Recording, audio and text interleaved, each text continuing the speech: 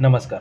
गेल्या काही आठवड्यात अभिजित दिपके यांच्या नेतृत्वाखाली उभ्या राहिलेल्या कॉक्रोच जनता पार्टी या चळवळीने देशभरातील तरुण, विद्यार्थी आणि पालकांचे लक्ष वेधून घेतले आहे. सुरुवातीला सोशल मीडियावर सुरू झालेली ही मोहीम नंतर प्रत्यक्ष रस्त्यावर उतरली आणि विविध शहरांमध्ये आंदोलने आयोजित करण्यात आली. या आंदोलनांचा मुख्य भर परीक्षा व्यवस्थेतील पारदर्शकता, विद्यार्थ्यांना न्याय आणि शैक्षणिक उत्तरदायित्व यावर होता.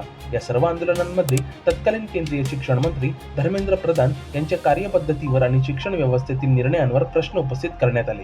विद्यार्थ्यांशी संबंधित विविध मुद्द्यांवर अधिक पारदर्शकता आणि उत्तरदायित्वाची मागणी आंदोलनकर्त्यांनी केली. काही आंदोलनांमध्ये त्यांच्या राजीनाम्याची मागणीही करण्यात आली होती. मात्र या आंदोलनांचा मुख्य भर व्यक्तिविरोधी राजकारणावर नसून शिक्षण व्यवस्थेतील सुधारणांवर असल्याचे आयोजकांनी वारंवार स्पष्ट केले. दिल्लीतील जंतर मंतर येथे 6 जून रोजी झालेले आंदोलन हे सीजेपीचे पहिले मोठे राष्ट्रीय आंदोलन ठरले.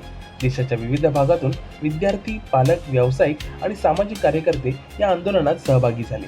अनेकांनी कॉक्रोचचे प्रतीक स्वीकारत व्यवस्थेतील त्रुटींविरोधात आवाज उठवला. आंदोलन शांततापूर्ण वातावरणात पार पडले आणि शिक्षण व्यवस्थेतील सुधारणांची मागणी करण्यात आली. या आंदोलनामुळे सोशल मीडियावरील असंतोष प्रत्यक्ष लोक चळवळीत बदलल्याचे दिसून आले. दुसरे आंदोलन पुण्यातील सावित्रीबाई फुले पुणे युनिव्हर्सिटी परिसरात आयोजित करण्यात आले. या आंदोलनाला मोठा प्रतिसाद मिळाला. विद्यार्थी, पालक, शिक्षक आणि विविध सामाजिक घटकांनी सहभाग नोंदवला. आंदोलनाचा मुख्य उद्देश परीक्षा पेपर फुटी, निकालातील विलंब आणि विद्यार्थ्यांच्या भविष्याशी संबंधित प्रश्नांकडे शासनाचे लक्ष वेधणे हा होता. अनेक निरीक्षकांच्या मते पुणे आंदोलनामुळे शिक्षण क्षेत्रातील प्रश्न राष्ट्रीय चर्चेचा विषय बनले. दिल्ली आणि पुण्यानंतर सीजेपीने तिसरे आंदोलन उत्तर प्रदेशची राजधानी लखनौ येथे आयोजित केले. या आंदोलनाने चळवळीचा भौगोलिक विस्तार अधोरेखित केला. विद्यार्थ्यांच्या विविध प्रश्नांना न्याय मिळावा आणि परीक्षा प्रक्रियेत पारदर्शकता वाढवावी या मागण्यांसाठी मोठ्या प्रमाणावर युवक एकत्र आल्याचे वृत्तांतांमधून दिसून आले. लखनौ आंदोलनामुळे ही चळवळ केवळ एका राज्यापुरती मर्यादित नसून राष्ट्रीय स्वरूप धारण करत असल्याचा संदेश गेला.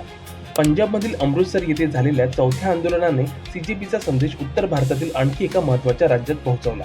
अभिजित दिपके यांनी आंदोलनादरम्यान विद्यार्थ्यांच्या प्रश्नांवर लक्ष केंद्रित करत शिक्षण व्यवस्थेतील उत्तरदायित्वाची गरज अधोरेखित केली.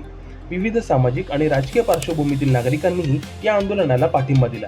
त्यामुळे ही चळवळ केवळ विद्यार्थ्यांची न राहता व्यापक जनहिताचा विषय बनत असल्याचे चित्र दिसले. लखनौसह उत्तर प्रदेशातील इतर भागांमध्येही सीजेपीच्या आंदोलनाची चर्चा मोठ्या प्रमाणावर झाली. सोशल मीडिया, यूट्यूब आणि स्थानिक माध्यमांमुळे विद्यार्थ्यांच्या समस्यांबाबत जागरूकता वाढली. अनेक युवकांनी परीक्षा प्रणालीतील सुधारणा, भरती प्रक्रियेतील पारदर्शकता आणि उत्तरदायित्व यांसारख्या मुद्द्यांवर चर्चा सुरू केली.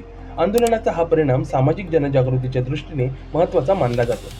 कॉक्रोच जनता पार्टीच्या आंदोलनाकडे केवळ राजकीय कार्यक्रम म्हणून न पाहता विद्यार्थ्यांच्या प्रश्नांना राष्ट्रीय पातळीवर मांडण्याचा प्रयत्न म्हणून पाहिले जाते.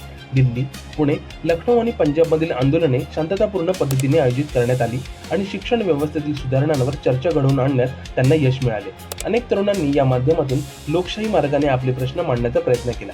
आंदोलनामुळे परीक्षा व्यवस्थेतील पारदर्शकता, विद्यार्थ्यांचे भविष्य आणि शासनाची जबाबदारी यांसारखे मुद्दे राष्ट्रीय चर्चेच्या केंद्रस्थानी आले.